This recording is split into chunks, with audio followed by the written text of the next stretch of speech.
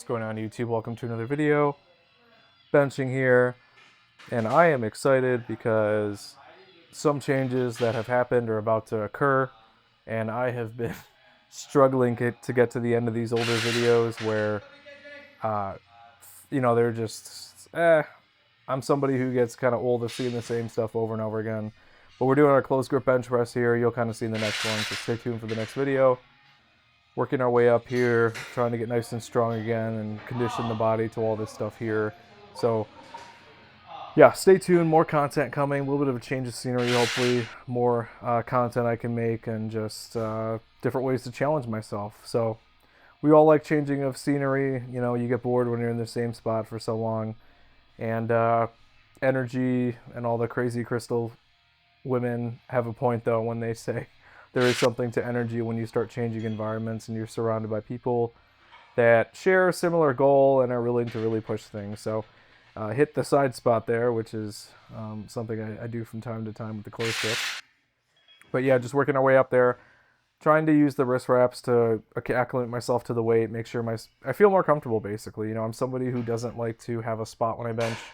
A handful of times I'll ask if I'm like super not confident in a weight, but I don't like to have that confidence, or I don't think you should have that level of discomfort and confidence in yourself if you are not able to do the lift. So that's generally my train of thought. I like to try and be self-sufficient and then just kind of focus on my own stuff here too. If I can't do the weight, I won't do the weight. So OHPs are working better, less mechanically and clicky.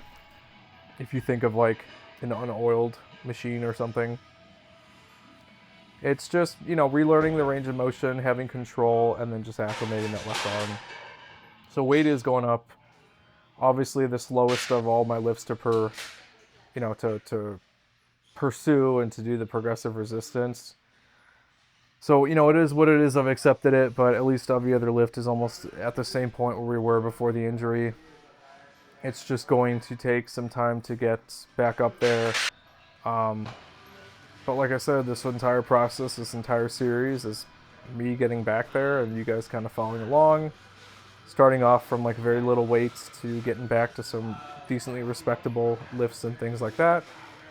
And to surpass that and go forward and do more things, do more weights, take on more challenging exercises and progress them in a way.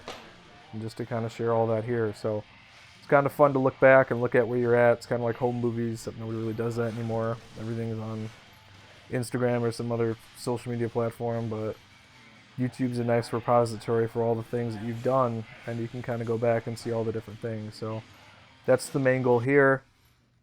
You know, doing the same things that I like, doing the same movements, slight variation. Every gym's got different stuff, so you know, having a recording of everything that you're doing so that you can, you know, critique yourself, make changes, and, you know, just have fun with the stuff that you're doing, somewhere you're spending all these hours. It's kind of cool to look back, and mostly for proof of all the lifts that you say or you didn't do. Now, you know, if someone says they squat, bench, or deadlift a certain amount, you better have a video for it, because everyone's got a camera, and if you don't, then they should be skeptical. But yeah, just kind of rounding out this last part of the series. Again, if there's anything to take from it, it's the fact that just consistently coming back, you know, adjusting when you don't feel well, adjusting when things aren't moving as they should, and kind of adapting in that manner. So if there's anything to take, it's exactly that. And just happy to be able to move, you know, be relatively healthy, and accomplish the things that I want to accomplish. So if you're struggling to get back and, you know, oh, I worked all my way up to this mountain and now I fell off of it, you can come back. You know, your body's not gonna, you don't automatically lose everything that you've worked towards. It's still there.